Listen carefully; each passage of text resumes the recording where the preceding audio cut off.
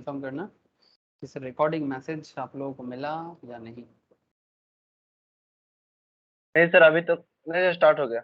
Okay sir, ठीक है, चलो ठीक है सर। तो good morning to all, sorry good evening to all of you. सारा दिन गुड मॉर्निंग गुड इवनिंग में मैं गलती कर बैठता हूँ।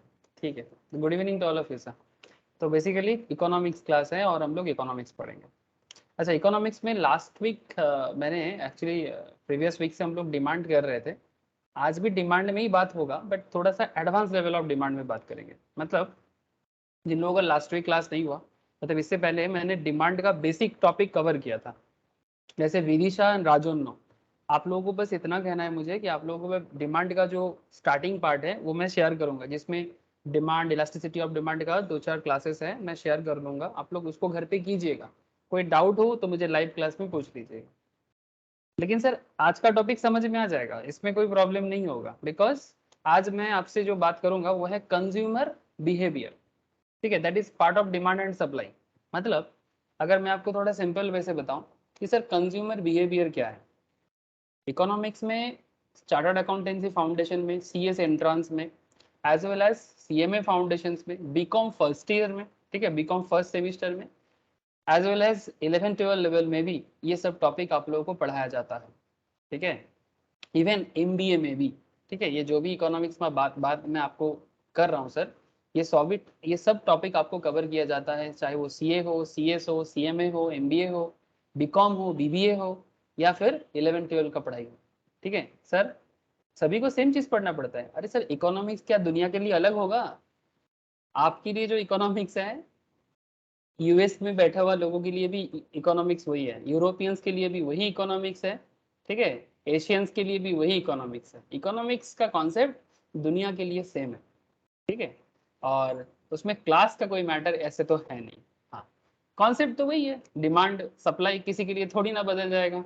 अब डिमांड का कॉन्सेप्ट क्या है, सप्लाई का कॉन्सेप्ट क्या है, यही सब तो आपको समझना है।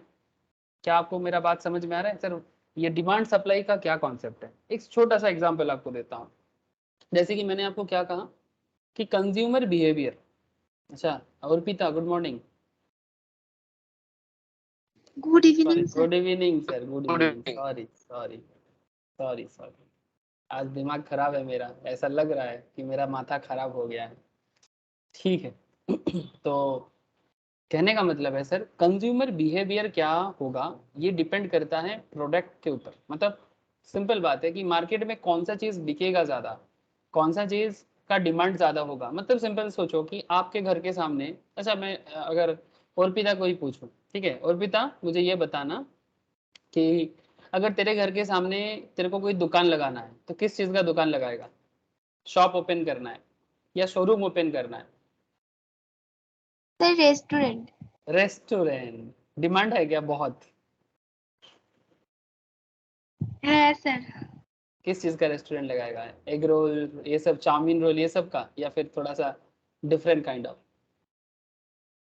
फॉरेन फूड, ये फ्रेंच फ्रेंच फ्रेंच फूड, या फिर क्या बोलते हैं उसको, मैक्सिकन मैक्सिकन फूड, आजकल बहुत ट्रेंडिंग है मैक्सिकन फूड, ये सब। Sir pizza. हाँ हाँ, pizza. Yes sir. Pizza, pizza कहाँ का है? पिज्जा कहाँ का खाना है? Italy. Italy.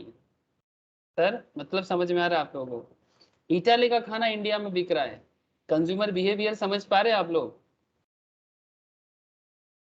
Italian food India में बिक रहा है, इसका मतलब कंज्यूमर बिहेवियर बदला है। क्या पहले भारत में लोग पिज्जा खाता था, पसंद करता था? नहीं, लेकिन आजकल बहुत पसंद करता है। इवन मतलब देसी से देसी लोग भी पिज्जा खाना पसंद करता है ना? पिज्जा के लिए तो सर लोग मारपीट कर लेता है, और पिज्जा में जो पीस देता है, जिस तरह से उसको कटिंग करता है, अगर 4 दोस्त मिलके खाता है कि लास्ट वाला पार्ट जो पड़ा रहता है उसको कौन पहले लेगा, इसको लेके मारपीट होता है। ये सुनो, आप लोग ऐसा होता है? हाँ सर, मानो कि 4 फ्रेंड ने मिलके पिज्जा ऑर्डर किया और बैठ के खा रहा है, और जो पिज्जा का बचा हुआ होता है, ठीक है, जो कटिंग करके स्लाइस जो भी है, उसको लास्ट वाला जो कौन लेगा, इसको लेके एक मतलब मोटा मोटी एक लड़ाई चलता है। क्या ऐसा होता है आप लोगों के बीच में, या फिर मैंने ही बोल दिया? Yes sir. नहीं सर, होता है होता है। होता है सर, होता है। तो सर मैं एक्चुअली आप लोगों को कहानी नहीं सुना रहा हूँ, मैं आपको कंज्यूमर बिहेवियर समझा रहा हूँ कि कंज्यूमर मतलब कौन, जो कंजम्पशन करता है, मतलब कस्टमर। ठीक है, इकोनॉमी में कस्टमर बोल के वर्ड्स जो है ना वो दुकानदार के लिए होता है, बिजनेस में हम लोग कस्टमर वर्ड यूज करते हैं, बट इकोनॉमिक्स ना कस्टमर नहीं समझता, इकोनॉमिक्स में we all are consumer. Sir मतलब, हाँ sir, we all are consumer, we all in the sense we the people of this world. ठीक है, ये जो पूरा दुनिया भर में जो आम जनता रहते हैं, ये क्या करता है, ये कंज्यूम ही तो करता है। आप एक चीज बताओ, जब से हम लोग इस दुनिया में आए हैं, मतलब पैदा हुए हैं, ठीक है, जन्म हुआ है हम सबका, तब से हम लोग कंज्यूम ही तो करे जा रहे हैं। ये सर नो, हाँ कभी हम लोग हाँ सर। कभी हम लोग खेती करते हैं, कभी नहीं खेती करते हैं, मतलब एग्रीकल्चर होता है, चाषबास जिसको हम लोग बंगाली में बोलते हैं, एग्रीकल्चर करते हैं। फिर हम लोग क्या बोलते हैं उसको, एनिमल हस्बेंड्री, दैट मीन्स पशु प्रतिपालन, दैट मीन्स मतलब हम लोग गाय भैंस को पालते हैं, वहां से दूध पीते हैं, ठीक है, गाय भैंस का दूध रेगुलर घर में। ठीक है, फिर पेड़ लगाते हैं, वहां से फ्रूट्स लेते हैं, है ना। फिर ब्रॉयलर फार्म, है ना, पोल्ट्री फार्म जिसको हम लोग बोलते हैं, बकरी का, ठीक है, गोट फार्म, ये सब करते हैं। फिर उनका जो भी चिकन है, मटन है, इसको भी हम लोग कंज्यूम करते हैं। मतलब कंजम्पशन ही तो कंजम्पशन है, और क्या। चारों तरफ से देखो तो सिर्फ कंजम्पशन है। हाँ, फिश, फिश के लिए पहले तो सर कितना सारा नॉर्मल नेचुरल फिश होता था, आजकल तो फिश को इस तरह से हाइब्रिड वे में एग्रीकल्चर किया जाता है। इतना बड़ा बड़ा फिश, उस दिन जमाई षष्ठी था तो मेरे यहाँ पर मार्केट के सामने देख रहा था, इतना बड़ा फिश था, इतना बड़ा, मतलब कातला या रुई होगा, आई डोंट नो। फिश का साइज इतना बड़ा था, मतलब एक छोटा बच्चा का साइज का। ये सब हाइब्रिड फिश आजकल स्पेशल मैन्युफैक्चर किया जा रहा है सर। ठीक है, तो कहने का मतलब क्या है सर, कहने का मतलब है consumer behaviour market demand and supply को चलाता है, और उसी के बारे में आपको मैं आज बताऊंगा। ठीक है, चलो मैं स्क्रीन शेयर करता हूँ। भारत के इकोनॉमी के बारे में तो आपसे बातचीत करूंगा सर। ठीक है, Indian economy is a very important part for our education, specially CS entrance as well as CA foundation में बिजनेस कमर्शियल नॉलेज के अंदर इकोनॉमी ऑफ इंडिया है। बट ये economy of India is a macro part of economy, but हम लोग जिस particular economy में बात कर रहे हैं ना sir, that is not macro part, that is actually micro part. ठीक है, इसमें ये जो basics of demand supply and market competition का जो एरिया देख रहे हैं ना सर, ये एरिया में मैं बात कर रहा हूँ। ठीक है, तो ये डिमांड सप्लाई मार्केट कंपटीशन ये सब है क्या, उसी के बारे में मैंने डिमांड लास्ट वीक स्टार्ट किया था, और उसी डिमांड के बारे में मैं बात कर रहा हूँ। और डिमांड के अंदर मैं आज आपसे जो बात करने जा रहा हूँ, जो मैंने लास्ट वीक पे ही थोड़ा सा बताया था, आज थोड़ा डिटेल्स में बताऊंगा। Theory of consumer behaviour, yes ना, अर्पिता को पता होगा। हाँ Arpita, last week live class में तो था ना कंज्यूमर बिहेवियर के बारे में। Yes, sir. यस सर, ठीक है। तो देखो sir, theory of consumer behaviour है क्या। सर कंज्यूमर बिहेवियर ही है जो डिमांड एंड सप्लाई को चलाता है। आप लोग मेरा बात समझ रहे हैं ना sir, theory of consumer behaviour ही है जो डिमांड एंड सप्लाई को ऑपरेट करता है। और इसके अंदर मैंने लास्ट वीक लाइव क्लास में कुछ बातें कहा था, ठीक है, कुछ कॉन्सेप्ट में बातचीत हुआ था, जिसमें आपको मैं थोड़ा सा रिवाइज करा देता हूँ, और फिर आज के लाइव टॉपिक में भी बात करूंगा, सारा टॉपिक समझ में आएगा।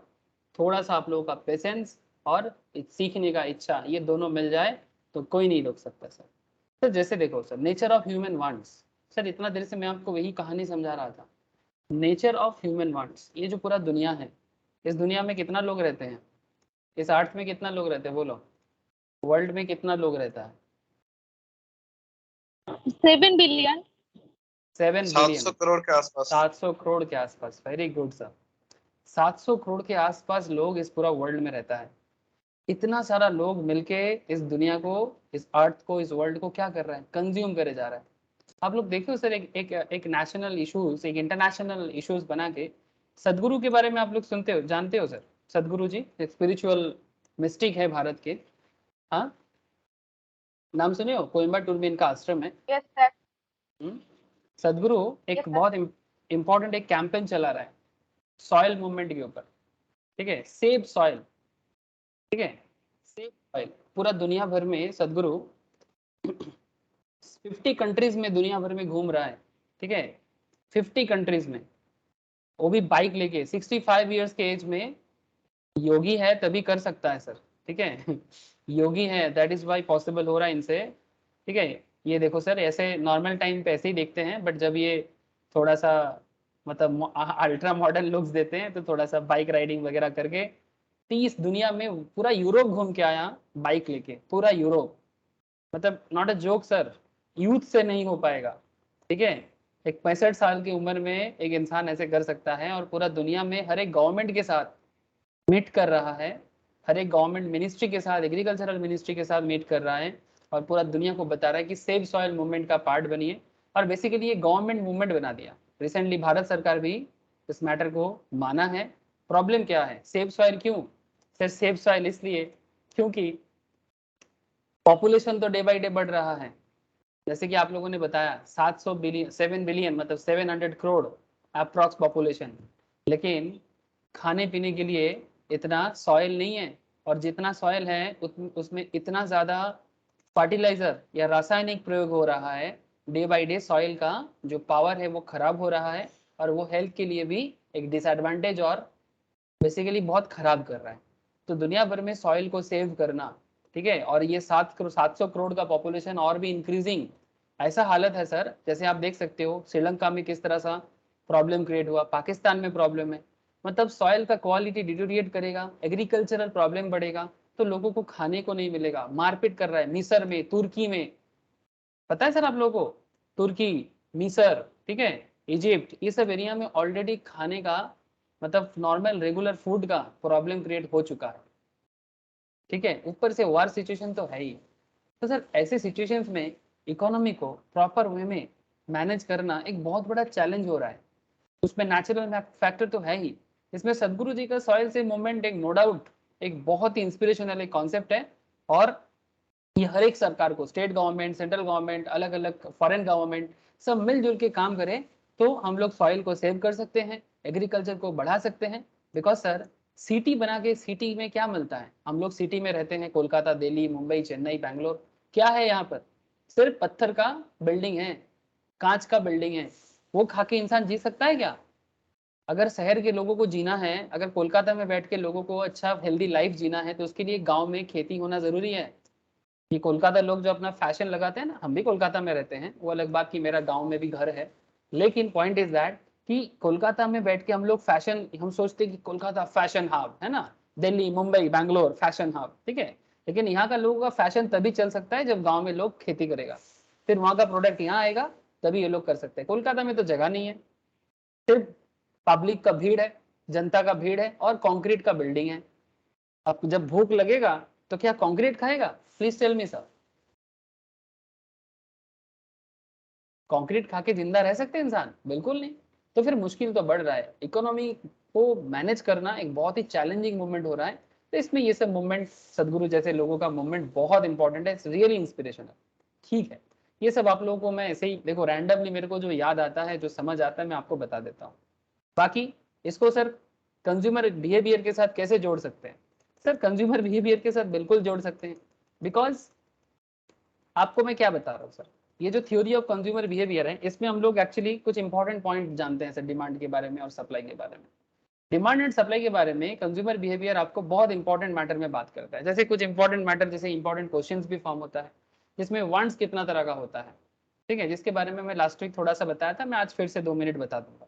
यूटिलिटी क्या है, ठीक है, what is utility, what is classification of wants, ठीक है। वांट्स कितना तरह का होता है लोगों का, लोग मतलब पब्लिक एट लार्ज, ठीक है, लोग कितना तरह का वांट्स करते हैं। यूटिलिटी किसको बोल सकते हैं? मार्जिनल यूटिलिटी एनालिसिस क्या होता है सर?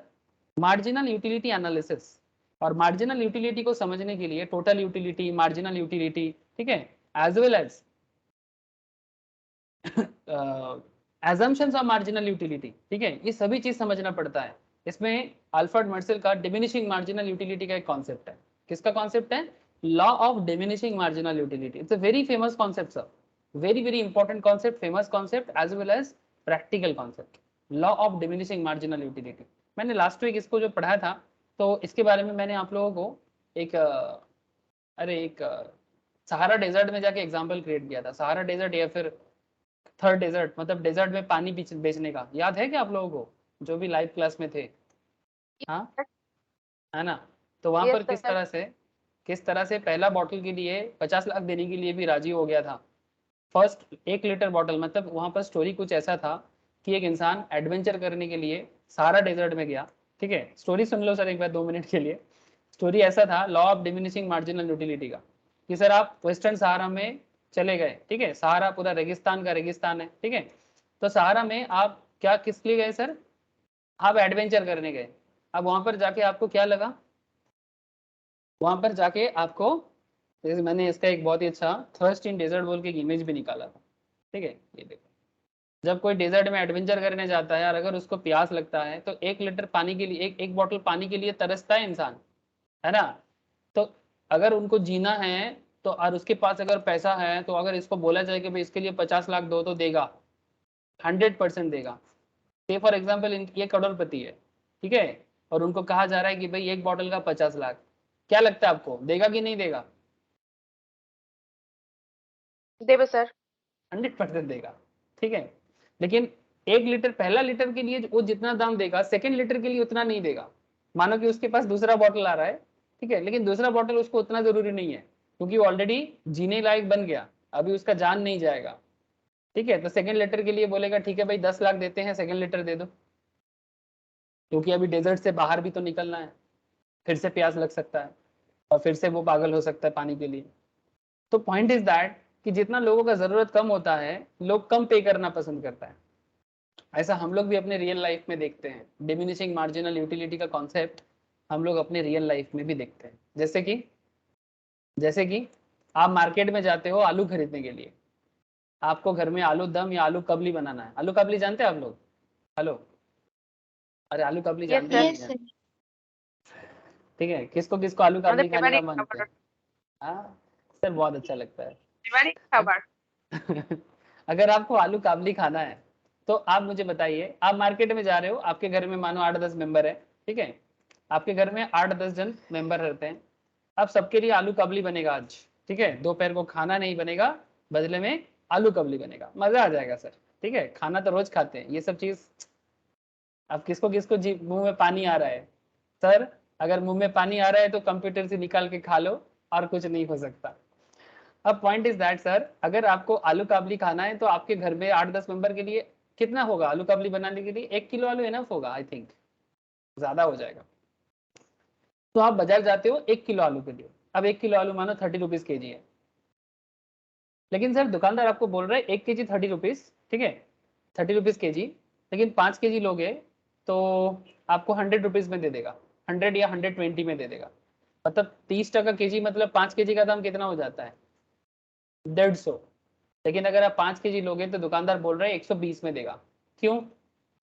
और आप भी क्यों लोगे? दुकानदार क्यों देना चाहेगा और आप क्यों लेना चाहोगे? जल्दी बोलो, जो भी समझ में आता है बोलो।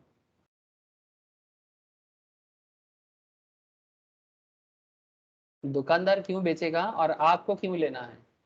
ये डिमिनिशिंग मार्जिनल यूटिलिटी का रियल लाइफ एग्जांपल है सर। किताबी बात को प्रैक्टिकल लाइफ में सोचा करो। सर आपके लिए जरूरत था 1 के जी, क्या 5 के जी जरूरत था आपके लिए? Please tell me. No, sir.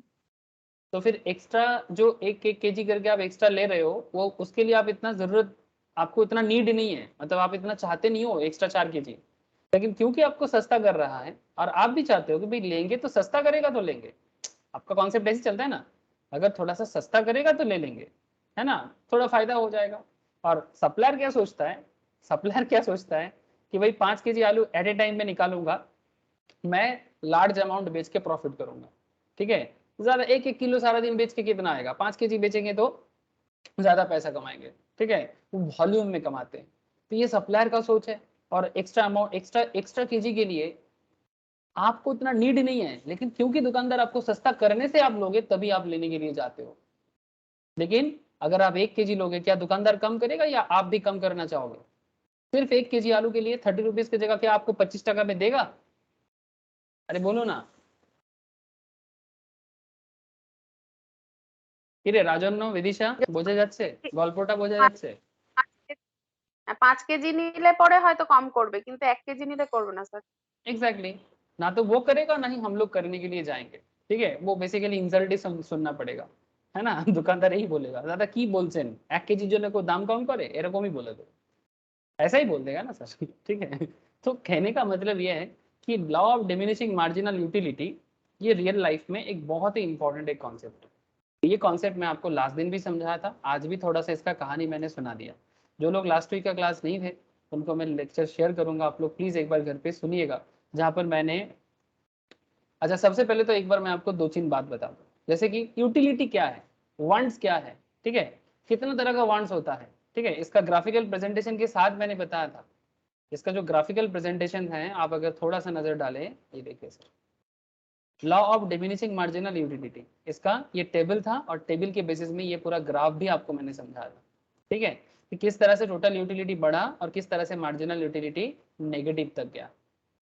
মনে পড়ছে যারা ছিল লাইভ ক্লাসে? हाँ sir. Yes, sir. Yes sir. अच्छा, राजन्नो, विदिशा, राहुल, आप लोग लाइव में नहीं थे बट आप लोगों को मैं लास्ट वीक का क्लास शेयर करूंगा, प्लीज एक बार गो थ्रू कीजिएगा। लेकिन ऐसे आप लोगों को कॉन्सेप्ट समझ में आ रहा है ना अभी जो मैं बोल रहा हूँ, इतना मुझे बताइए सर। हाँ सर। सर अभी धीरे धीरे और समझ में आ जाएगा सर। বিদিশার আওয়াজ পাচ্ছি না, বিদিশা বুঝতে পারছিস কি পারছিস না বল। হ্যাঁ স্যার পাচ্ছি। ওকে স্যার, ঠিক আছে, লাস্ট উইকের ক্লাসটা একবার শুনে নিবি, তাহলে এগুলো প্রত্যেকটা কানেক্টেড হয়ে যাবে, नो इशू। अच्छा, तो बेसिकली अभी मैं आपको फिर से एक बार याद दिलाता हूँ सर, ये कंज्यूमर बिहेवियर क्या है और आज हम लोग फ्रेशली क्या जानेंगे। Sir consumer behaviour human wants के ऊपर डिपेंड करता है कि ह्यूमन चाहता क्या है, ह्यूमन जो है वो चाहता क्या है। सर ह्यूमन को बहुत सारा चीज चाहिए, जितना दे दो कम पड़ जाए। अब वांट से ही तो डिमांड का रेडी होता है सर। सर वांट और डिमांड में क्या फर्क है? What is the difference between wants and demand? Please tell me. क्या वांट एंड डिमांड सेम है? No sir. तो what is the difference? Demand হচ্ছে যেটা প্রয়োজন, আর और ওয়ান্ট वांट? যেটা চায়, মানে ইচ্ছা আছে যেটা মানে পেতে হবে বা পেলে ভালো হয়। আর ডিমান্ড মানুষ তো হচ্ছে মানুষ তো নিজের প্রয়োজন নিজের মতো বাড়িয়ে নেয়। ধরুন কারোর গাড়ির প্রয়োজন নেই, তবু সে বললেন আমার গাড়ির প্রয়োজন। প্রয়োজন তো মানুষ নিজের মতো করে সাবজেক্টিভলি रेडी করতেই পারে। तो मेरा कहने का मतलब है कि जरूरत तो इंसान अपने हिसाब से रेडी कर लेता है ना। इसमें क्या एसी का जरूरत होता है? लेकिन फिर भी हम लोग एसी का जरूरत बना लिए ना। फ्रिज का जरूरत होता है क्या? नहीं होता। क्या हम लोग जब ये जो पूरा कॉन्सेप्ट है फ्रिज एसी, हाँ, क्या ये जरूरत था? ये जरूरत कभी नहीं था। क्या बिना फ्रिज का हम लोग जी नहीं सकते? क्या बिना एसी का हम लोग जी नहीं सकते? आराम হ্যাঁ से जी স্যার। सकते, एंड ऊपर से और हेल्दी जी सकते हैं। आजकल लोगों का हार्ट का प्रॉब्लम हो जाता है, देखिएगा कम कम उम्र में लोगों को हार्ट का डिजीज हो जा रहा है, हैं? लोग कोलेस्ट्रॉल बढ़ा ले रहे हैं, शुगर डायबिटीज ये सब प्रॉब्लम हो रहा है, और इसे गर्मी में बहुत प्रॉब्लम हो रहा है। क्यों हो रहा है ना? एक्चुअली देखिए, बाहर टेम्परेचर 45, आप अचानक से ठंड के खोज में 20 डिग्री में घुस गए, क्या हालत होगा आपका? 45 टू 20 डिग्री, क्या सिचुएशन हो सकता है आपकी बॉडी का? तो प्रॉब्लम बढ़ रहा है, लेकिन फिर भी हम लोग ये सब नीड बना लिए। सर जरूरत, डिमांड मतलब जरूरत नहीं, डिमांड और वांट्स में एक फर्क ये होता है मिसेस बनर्जी कि डिमांड मतलब जो हम लोग परचेस कर सकते हैं, और वांट्स मतलब जो हम चाहते हैं बट शायद हम परचेस ना कर पाए। से फॉर एग्जांपल एक कार के एग्जांपल लेते हैं, ऑडी, ठीक है। अब ऑडी का मुझे नहीं पता ऑडी का क्या प्राइस रेंज है, मोटा मोटी सर 30-40 लाख से ऑडी कार मिल जाता है, ठीक है। तो आप बस मुझे ये चीज बताइए, ऑडी कार मानिए आपको लेने का इच्छा है, लेकिन आपके पास अभी 35 लाख नहीं है जिससे आप ऑडी कार ले सकते, तो इसको मैं क्या बोलूंगा, वांट्स बोलूंगा कि डिमांड बोलूंगा? Please tell me. Want sir. हाँ बोलो सर, बोलो। Want. दिस इज वांट्स, ठीक है, ये डिमांड नहीं हुआ। लेकिन अगर एक दूसरा कार में जाते हैं, ऑडी की जगह किस कार में जाने से अच्छा रहेगा बोलिए? ऑल्टो। मुझे पता है सर आप लोगों को पसंद হুন্ডাই नहीं, অল্টো। ठीक है, ऑल्टो में चलते हैं। मैक्सिमम खरीद सकता है ये कार, इसीलिए मैंने ऑल्टो में चला गया। अच्छा मानिए आपको गाड़ी का जरूरत है, भले ही आपको कार पसंद ना हो, बट अगर आपको कार का सच में जरूरत है, ठीक है, आप इसको फुलफिल कर सकते हैं। 3-3.5 लाख का कार है, आप डिमांड कीजिए। ये डिमांड इसलिए है बिकॉज इसको परचेज करने का परचेसिंग पावर है आपको। परचेसिंग पावर होना जरूरी है, तभी वो डिमांड में बदलेगा, अदरवाइज वो वांट्स में ही रह जाएगा। समझ में आया वांट्स एंड डिमांड के बीच में फर्क? Yes sir. सबको समझ में आया ना सर? কিরে সবাই বুঝতে পারলি? Wants versus Yes, demand. sir. हाँ सर। तो सर यही बात है सर, ये वांट्स जो है इसके बारे में मैंने लास्ट वीक भी यही बताया था। In economics the term want refers to a wish, desire, motive to own और use goods and service that give satisfaction. हम लोग बेसिकली वो गुड्स चाहते हैं जो हमें सेटिस्फाई करे। वांट्स में अराइज ड्यू टू फिजिकल, आपको फिजिकली नीड हो, आपको साइकोलॉजिकली नीड हो, आपको सोशल फैक्टर वाइज नीड हो, ठीक है।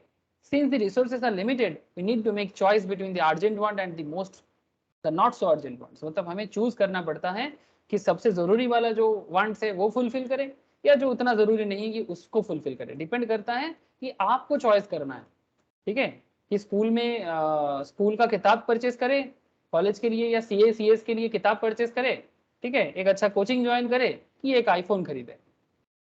से फॉर एग्जाम्पल आपके पास आईफोन खरीदने के लिए मानिए 1 लाख है या 70,000 है, ठीक है।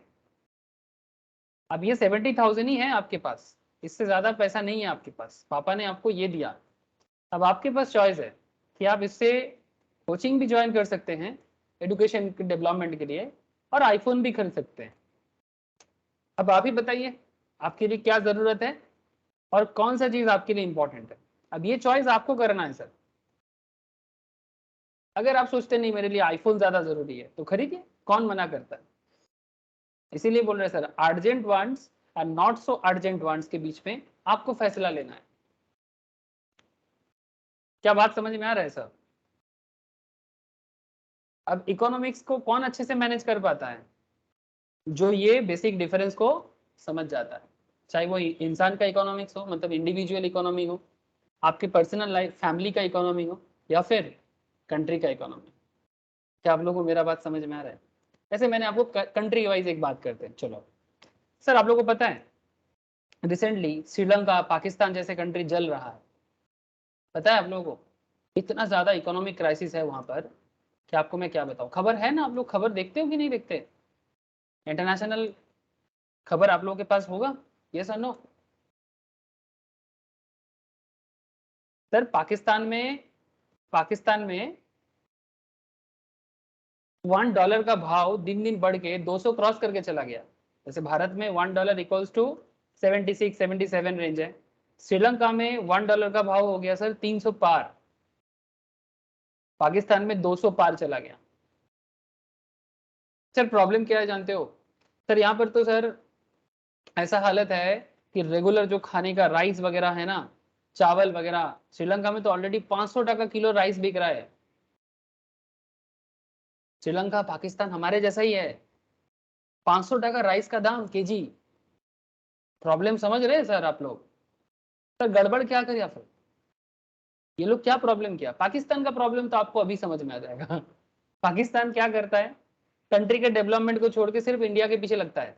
हाँ सर, पाकिस्तान तो आतंकवादी पैदा करने में सारा पैसा खर्चा कर देता है कि भाई इंडिया के पीछे लगो, है ना, कश्मीर में आतंक फैलाओ, उसके लिए करोड़ों खर्चा करो, लाख करोड़ खर्चा कर देते हैं ताकि आतंकवाद भारत को खत्म कर जाए। ठीक है, इंडिया में जाके ब्लास्ट करो, ठीक है, इंडिया में जाके कश्मीर में इशू बना के रखो ताकि इंडिया चैन का नींद ना ले पाए, ठीक है। अभी इनका अपना सारा इन्वेस्टमेंट ये सब चीजों में कर देता है, तो फिर कंट्री चलेगा कैसे? ऐसे तो 22 करोड़ ही जनसंख्या है, बहुत ज्यादा नहीं। जिसका इतना साइज है ऊपर से चला नहीं पाता है, इसका अलग अलग फैमिली मेंबर में अलग अलग इश्यूज है, भारत के अंदर भी है, बट इतना छोटा कंट्री है फिर भी इनको मैनेज करने में दिक्कत है। जैसे ये है आपका गिलजित बल्तिस्तान, ठीक है, ये एरिया जो हमारे भारत का ही हिस्सा है, बट ये एरिया अभी पाकिस्तानी इसको मैनेज करता है, पीओके का पार्ट है। अब ये बल्तिस्तान एरिया में प्रॉब्लम है कि ये पाकिस्तान का कंप्लीट हिस्सा नहीं बनना चाहता।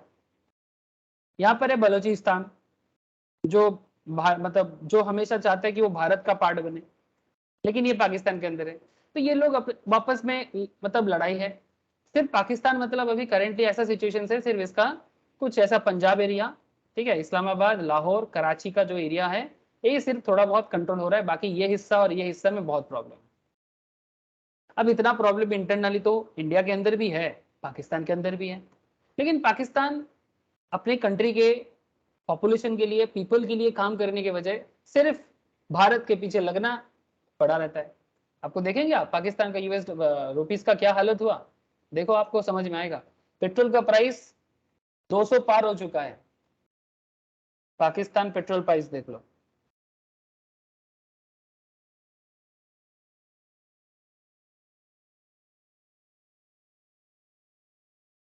पाकिस्तान का पेट्रोल का प्राइस मोस्ट प्रोबेबली मतलब अभी 204 चल रहा है, 204 1 लीटर पेट्रोल का दाम। समझ में आ रहा है सर? हम लोग 100 में चिल्ला रहे हैं, आप लोग बात समझ पा रहे कि नहीं? हम लोग 100 में पागल हो रहे हैं, इनके यहाँ पर तो 200 चल रहा है, 200 क्रॉस करके 209 210 के आसपास चल रहा है। पेट्रोल पंप लूट मार चल रहा है, वैंडलाइज पेट्रोल पंप पाकिस्तान में, ऐसा हालत है, मतलब मारपीट चल रहा है सर, मारपीट। सरकार के पास पैसा नहीं है, कहां से लाएगा? श्रीलंका का रुपीस का हालत देखो सर। ये सब क्यों बता रहा हूं मैं? कंज्यूमर बिहेवियर, कंट्री का बिहेवियर, कंट्री चॉइस गलत कर रहा है, किस चीज में खर्चा करना चाहिए, किस चीज में खर्चा नहीं करना चाहिए, अपने वांट्स और डिमांड को फर्क नहीं कर पा रहे, ठीक है। श्रीलंकन रुपीस का, श्रीलंकन रुपी टू यूएस डॉलर,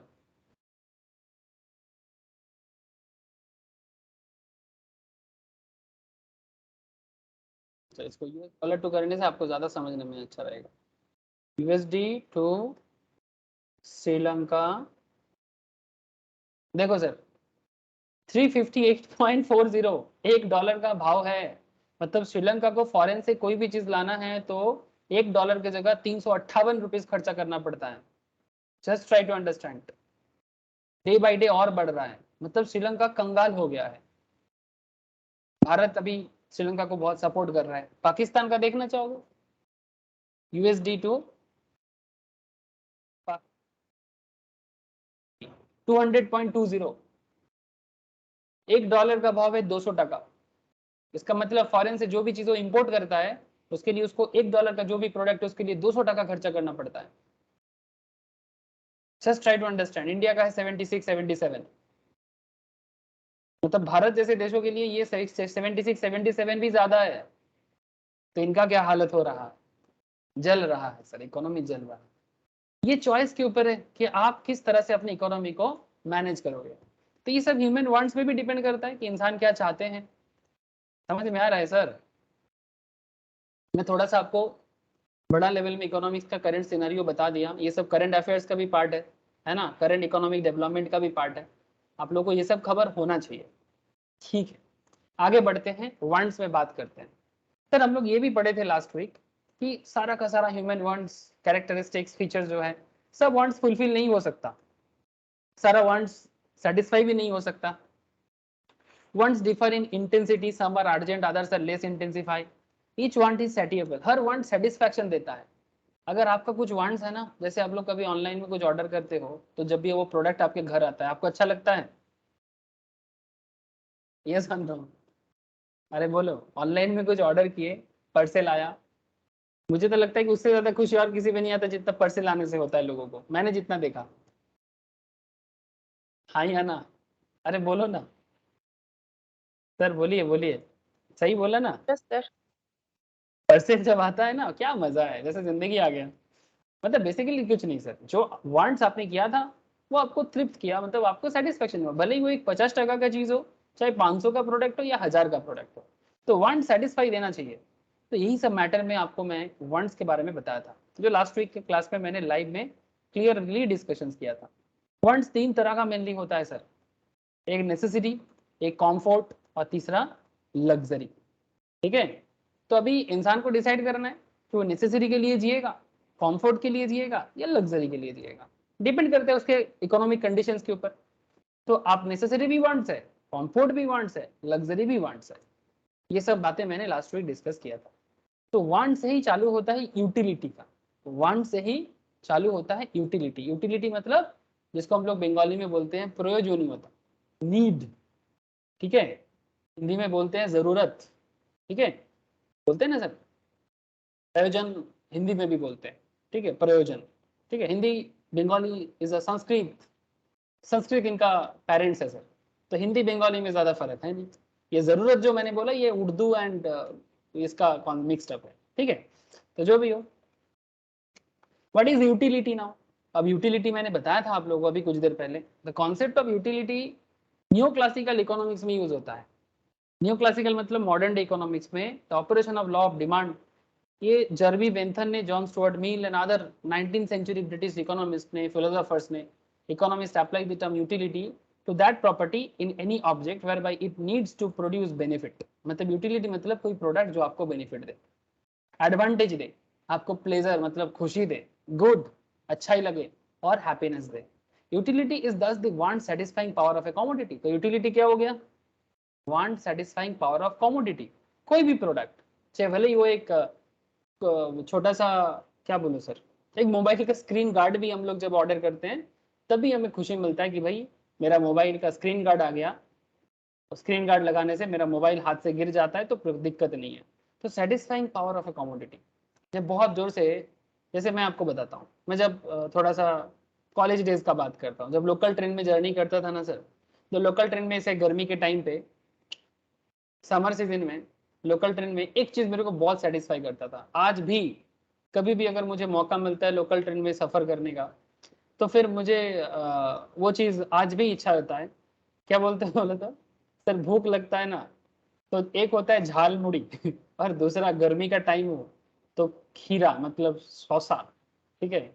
गर्मी में लोकल ट्रेन में जो सौसा देता है ना, वो जो सेटिस्फाई देता है गर्म गर्म के टाइम पे, क्या मजा आता है। और साथ में अगर डाब वाला भी उठ जाए ना लोकल ट्रेन में, ए डाब करते करते, क्या सर गलत बोला क्या? हाँ, एक आम आदमी के हिसाब से सोचो तो ये बहुत सेटिस्फाई करता है। एम आई राइट और wrong? Please tell me sir.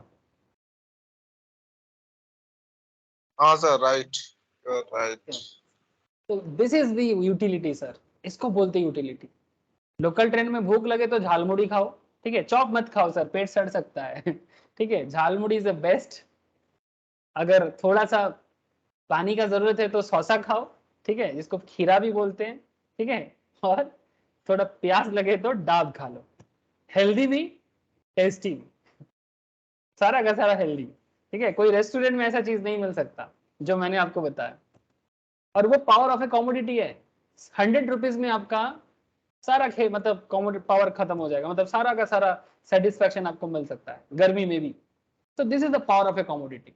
हाँ, अब कोई बोलेगा नहीं सर, जब तक मैं 500 का पिज्जा नहीं खाता तब तक मेरे को सेटिस्फाई नहीं आता, उसका है, उसमें मैं क्या बोलूँ। हाँ सर, कंज्यूमर बिहेवियर है, मेरा बिहेवियर आपका बिहेवियर अलग हो सकता है, ये सुन लो।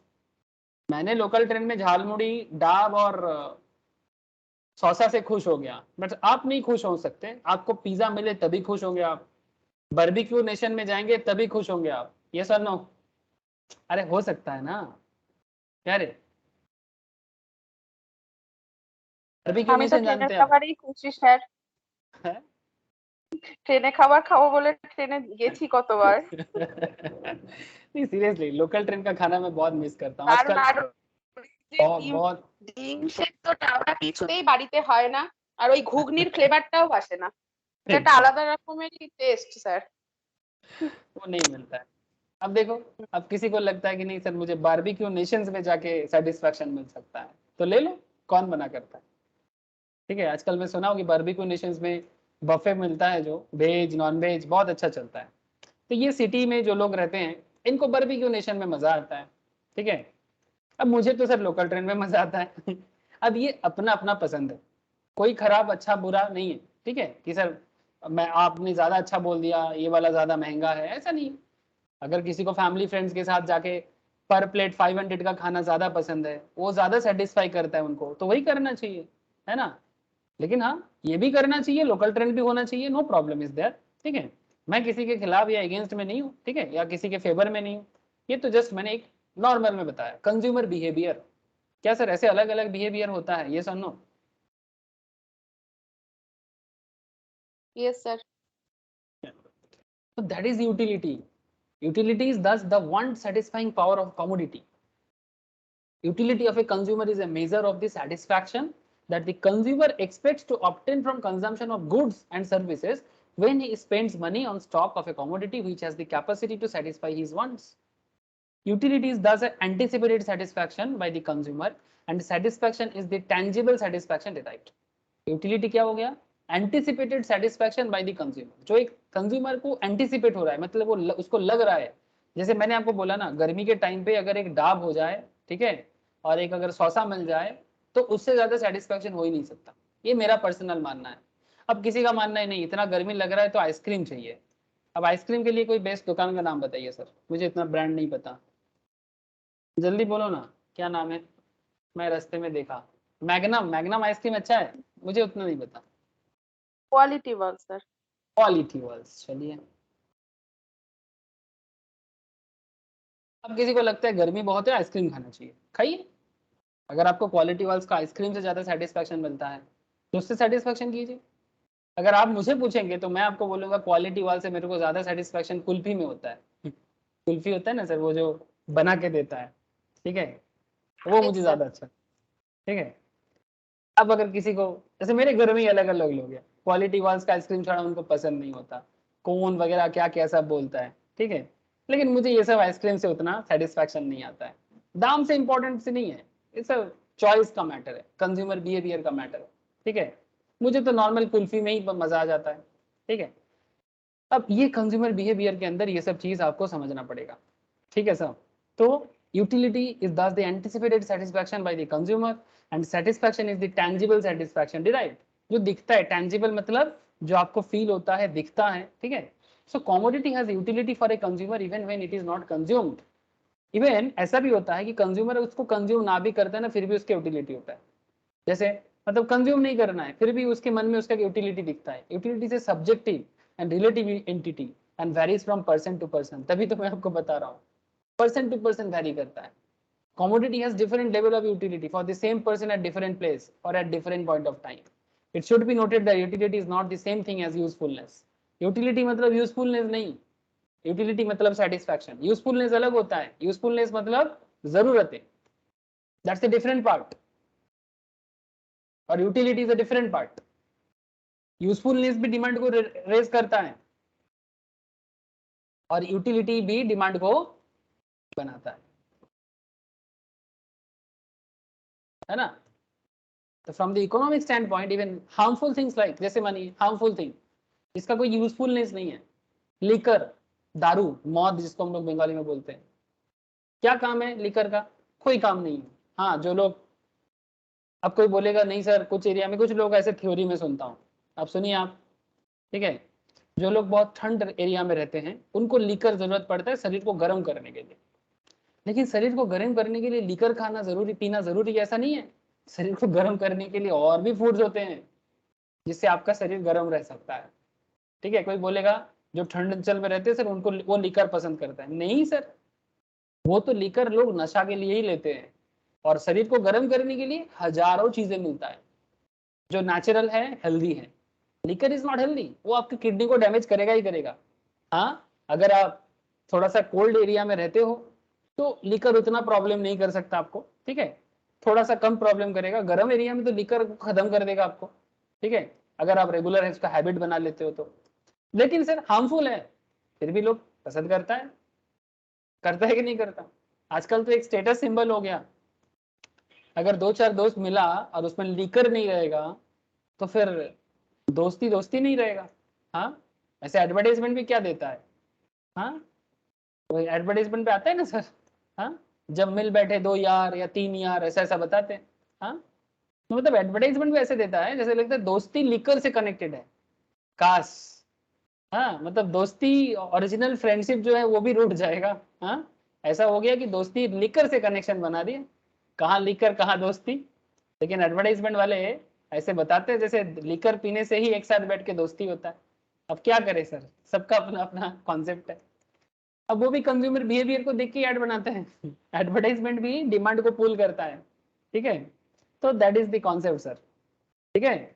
So harmful things like liquor may be said to have utility because people want them, Thus in economics the concept of utility is ethically neutral. ठीक है, ये ethically neutral है, किसी को सही या गलत नहीं बोल सकता, वो न्यूट्रल बात करेगा। तो आप समझ रहे हैं सर, इकोनॉमिक्स है ये न्यूट्रल वे में चलता है, सही गलत का बात नहीं करता है। सिगरेट पीना, लिकर पीना हार्मफुल है, बट इकोनॉमिक्स इसको हार्मफुल ऐसा बात नहीं करेगा, प्रवचन नहीं देता इकोनॉमिक्स। ठीक है, सिगरेट मत पीजिए, लिकर नहीं मत पीजिए, जैसे मैं आपको बोल रहा था अभी थोड़ा प्रवचन टाइप का, ठीक है। लेकिन इकोनॉमिक्स न्यूट्रल है, उसको यूटिलिटी से मतलब है कि लोग क्या पसंद करता है, वो यूटिलिटी में रिसर्च में जो देखा है वही वो बताता है। वो आपको अलग से ये नहीं बताएगा क्या सही क्या गलत, ये नहीं बताता है, वो सिर्फ यूटिलिटी या डिमांड या सप्लाई इसी के बारे में बात करता है। समझ में आ रहा है ना सर? Hello, yes sir. ये sir. मार्जिनल यूटिलिटी एनालिसिस के लिए मैंने लास्ट वीक जो बताया था, एक बार लेक्चर शेयर करूंगा। ये सब डेफिनेशंस में थोड़ा सा मैथमेटिकली मतलब formula wise as well as definition wise समझा के रखा, प्लीज एक बार must go through, specially Rajanno, Vidisha and Rahul, आप लोगों के लिए। ठीक है, এই রাজন্য বিদিশা বুঝতে পারছিস তোরা? তোদের আওয়াজ পাচ্ছি না একদম। হ্যাঁ বুঝতে পারছি। হ্যাঁ স্যার বুঝতে পারছি। Okay sir, okay.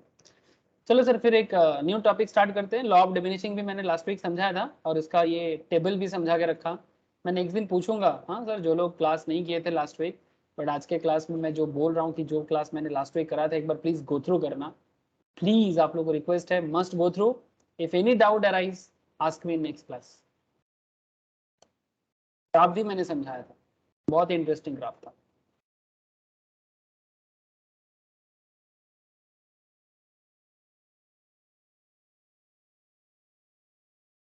चलिए एक दूसरा कॉन्सेप्ट में बात करते हैं, कंज्यूमर सरप्लस में बात करते हैं। जो लोग लास्ट वीक का क्लास नहीं किया था वो लोग ये वाला क्लास कंप्लीट कर ले, जो लास्ट वीक का क्लास था कंज्यूमर बिहेवियर पे। उसके बाद में ये टॉपिक भी समझाऊंगा, consumer equilibrium in single commodity case क्या होता है और उसका लिमिटेशंस क्या होता है, law of diminishing marginal utility का लिमिटेशंस क्या होता है। ये टॉपिक मैंने अभी तक बताया नहीं। अगर आप लोग सारा का सारा लेक्चर्स कंप्लीट कर लेते हो लास्ट वीक का जो कंज्यूमर बिहेवियर का है, तो फिर आपको मैं नेक्स्ट वीक ये वाला बताऊंगा। आज मैं आपको कंज्यूमर सरप्लस में लेके चलता हूँ। ठीक है sir, what is consumer surplus? Surplus क्या होता है? सरप्लस का मतलब क्या होता है? Please tell me. सरप्लस मतलब इन इंग्लिश को बंगाली करे तो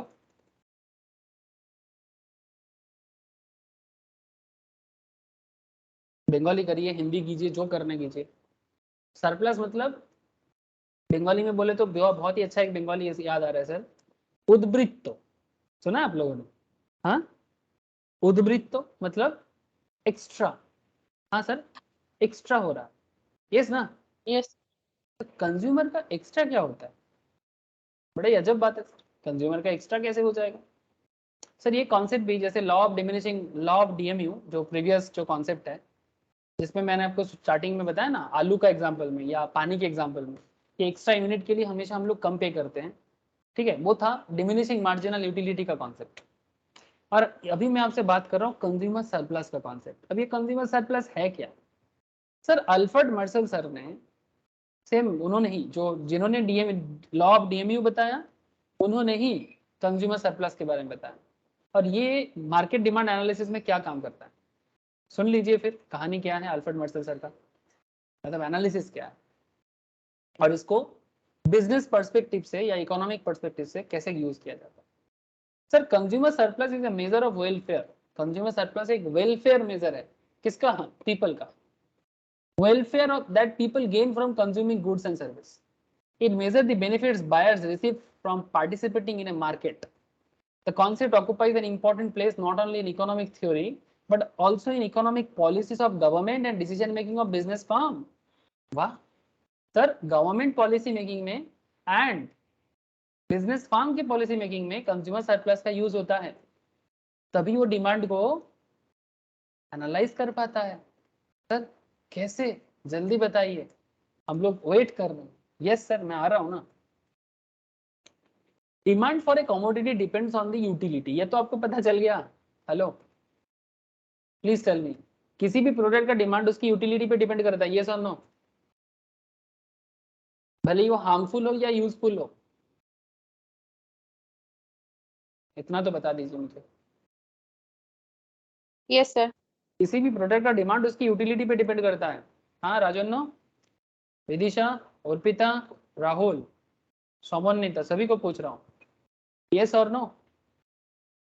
आपको यस अगर सर। आपको पढ़ना है कि आईफोन लेना है, या आपकी यूटिलिटी पे डिपेंड करता है कि आप किससे ज्यादा सेटिस्फाई होते हो, है ना। आपको प्यास लगता है तो आप लिकर पियोगे कि शरबत पियोगे, आप पे डिपेंड करता है ना। तो ये चॉइस तो इंसान को करना होगा, है ना। जैसे आज ही सुबह किसी से बात हो रहा था, स्टॉक मार्केट कंसल्टिंग कर रहा था, स्टॉक मार्केट पढ़ाई के बारे में।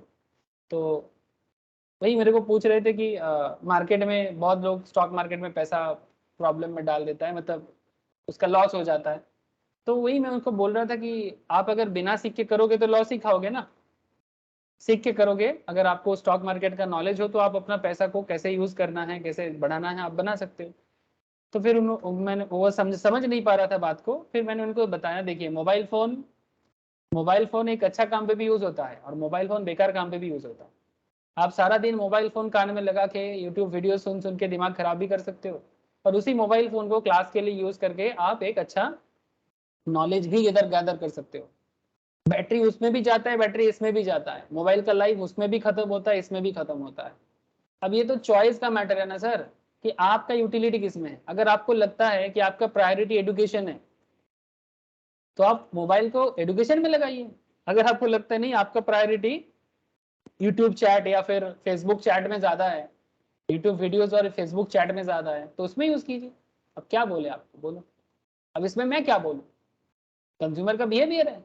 अब इकोनॉमिक्स तो न्यूट्रल है ना सर, इकोनॉमिक्स तो न्यूट्रल है, लेकिन इंसान को अच्छा होगा कि बुरा होगा वो तो उसके ऊपर डिपेंड करता है। कि कोई बोलता है कि सर स्टॉक मार्केट में भी सेम बात, अगर आप नॉलेजेबल होते हो, एडुकेशन लेते हो, फिर पैसा लगाते हो मार्केट में, आप हमेशा प्रॉफिट में रहोगे, नो डाउट। और अगर लॉस भी खाओगे तो कम खाओगे, है ना।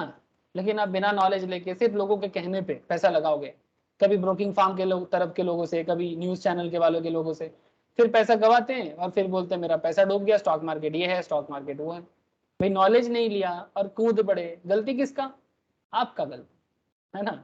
मोबाइल फोन का गलती नहीं है, मोबाइल फोन यूज करने वाले का गलती है। यस और नो। कोई बोलते हैं मोबाइल फोन अच्छा नहीं है, अरे भाई मोबाइल फोन क्यों अच्छा नहीं है। मोबाइल फोन तो टेक्नोलॉजी का एक आविष्कार है, अगर आप उसको सही ढंग से यूज कर पाते हो अच्छा ही होगा ना उसका। अब क्या बताए सर, छोड़ो। So demand for a commodity depends on the utility of that commodity to a consumer. So if a consumer gets more utility from a commodity, he would be willing to pay a higher price. Yes or no? अगर किसी को लगता है कि किसी product से ज्यादा utility है तो वो क्या करेगा, उसके लिए ज्यादा पेमेंट करने के लिए राजी हो जाएगा, हाँ या ना। एग्जाम्पल के तौर पे, लिकर शॉप लाइन देखो आप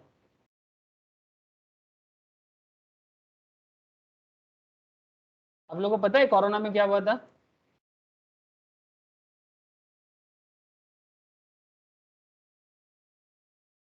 हाँ सर, कोरोना में जब सब कुछ बंद था, फिर गवर्नमेंट ने एक दिन बोला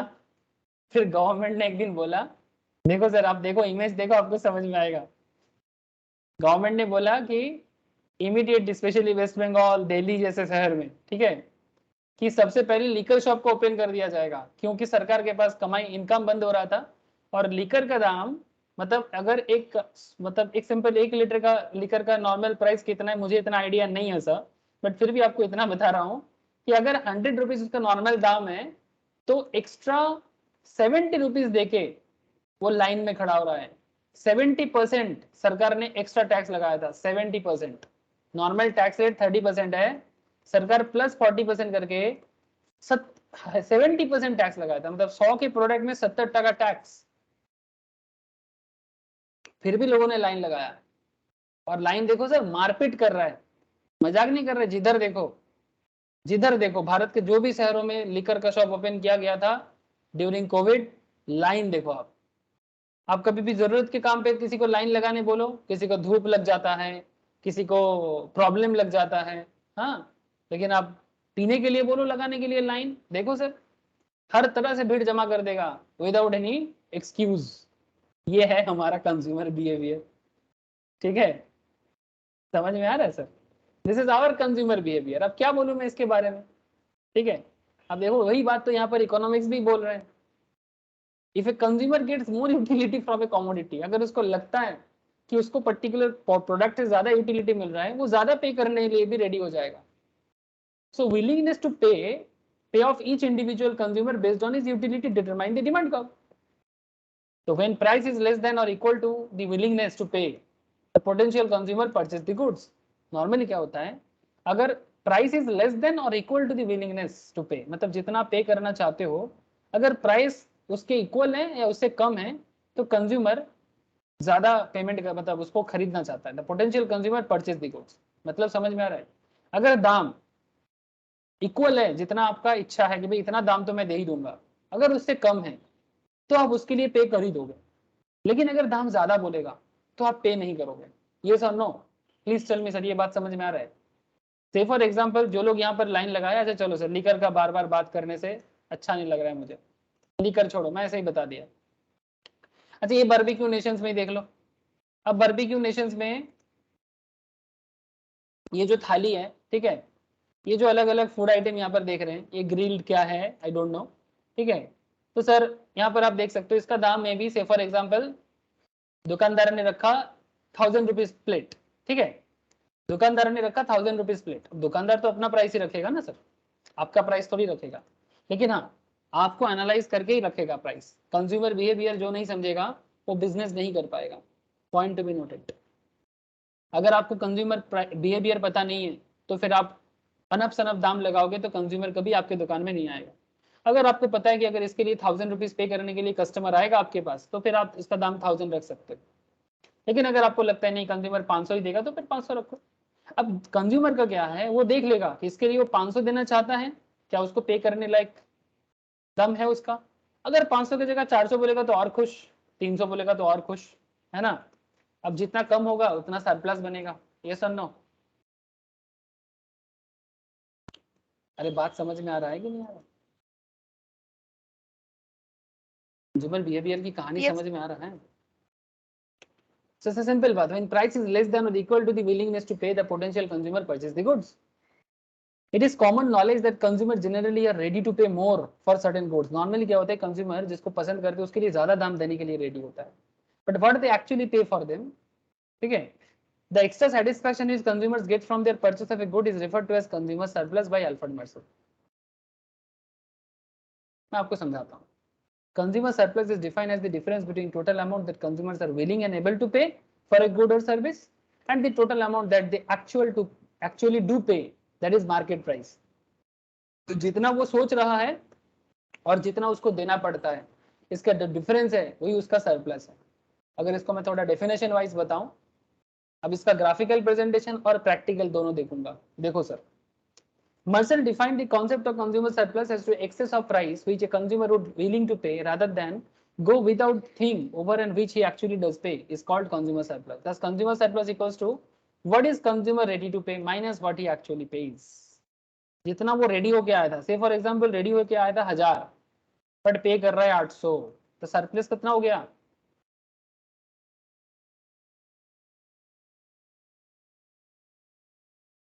टेल मी सर।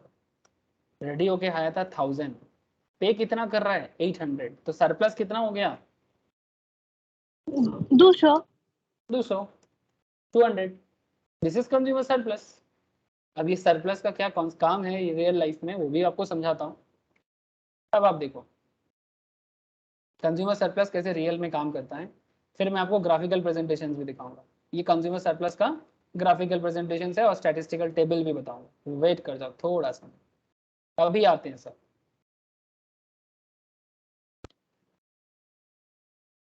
अच्छा कहाँ जाए, कहाँ जाए? फ्लिपकार्ट, मिंत्रा, कहाँ जाए? मिंत्रा में चलते हैं, चलो। सर आप लोग मिंत्रा में शॉपिंग करते हो ना?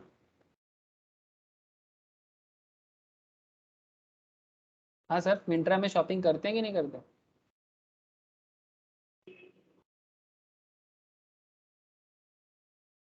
क्या चीज लिया जाए, क्या चीज लिया जाए? जैकेट्स, जीन्स, चलो जीन्स लेते हैं। सर जीन्स का दाम कितना बोल रहे हैं बताइए।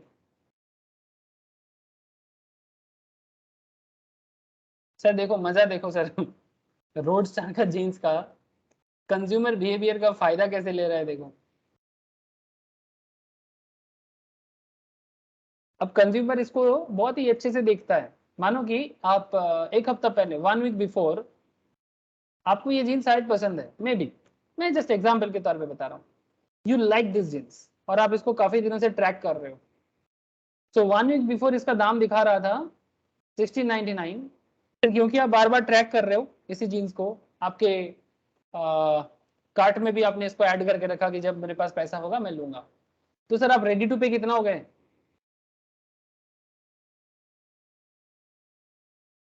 प्लीज बताइए रेडी टू पे कितना है आपका?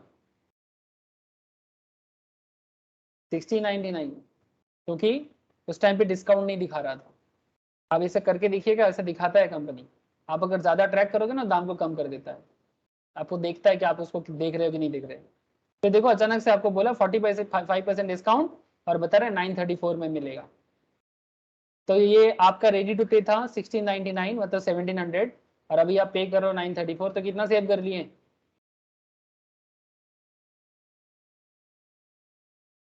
सर ऑलमोस्ट 400 अप्रॉक्स, नहीं 400 क्या, सर 1765, 765 सॉरी 65 765। Yep. तो 765 आपने सेव कर दिया, आपके मतलब मन में तो यही चल रहा है ना। वो अलग बात कि एक्चुअली कंपनी का मार्केटिंग स्कीम है, ये जो है ये मार्केटिंग स्कीम है। कंपनी जानबूझ के दाम को बढ़ा के बताते हैं और फिर कभी भी अचानक डिस्काउंट देके सेल बूस्ट कर देता है। ठीक है, इसका ओरिजिनल प्राइस ऐसे ही होना चाहिए सर, इस जींस का नेचुरल प्राइस 934 ही होना चाहिए। और कभी कभी अब इसका दाम और भी कम होते देखना, जैसे मानो कि इसका रेगुलर साइज ना नॉर्मली 28, 30, 32 ये सबसे ज्यादा सेल होता है, बिकॉज ऐसे साइज का लोग सबसे ज्यादा होता है। ठीक है, 36 सबसे कम होता है। जब देखना कि ये मेन साइज निकल जाता है ना कंपनी का, फिर कंपनी का मान लो सिर्फ 34 और 36 पड़ा हुआ है, बाकी साइज नहीं है, कंपनी इसका डिस्काउंट और ज्यादा दे देता है। फिर यही जीन्स 934 की जगह ना 700 में बिकेगा, 734 में। देख लेना, साइज नहीं होने से कंपनी दाम को और कम कर देता है। समझ रहे सर, कंपनी अपना स्टॉक को निकालना चाहता है on that time. So point is that कि आपका रेडी टू पे और आपका कंज्यूमर सरप्लस, अब आपने अगर 700-800 सेव कर लिया, अगर आपने 750 765 सेव कर लिया, कंज्यूमर सरप्लस हो गया, क्या करोगे? खुशी मनाओगे कि कुछ और प्रोडक्ट भी परचेस करोगे? सरप्लस 750 से क्या करोगे सर? टॉप हो जाएगा ना? अरे ये सर नो, हाँ सर टॉप हो जाएगा ना सर। अगर आपको जीन्स में Yes, sir. जीन्स जीन्स लिया तो टॉप भी चाहिए। अब आप देख रहे हो भाई 750 सेव हो गया, आपको ये ब्लैक ब्लैक टॉप बहुत पसंद है, 765 सेव हुआ था आपका, इसका प्राइस 767 है। हो गया आपका बजट, आपका बजट कंप्लीट हो गया लेकिन कंपनी का क्या हुआ? कंपनी एक जीन्स की जगह 2 प्रोडक्ट आपको सेल कर दिया। ये सर नो, ये सर नो सर बोलो, समझ में आया कि नहीं? कंज्यूमर बिहेवियर समझ पा रहे सर? ऐसे चलता है कंट्री, ऐसे चलते इकोनॉमिक्स, ऐसे चलता है कंपनी का बिजनेस। कंज्यूमर का बिहेवियर रीड करना और उसके बेसिस में बिजनेस डिसीजन लेना, এই বোঝা যাচ্ছে সবাইকে?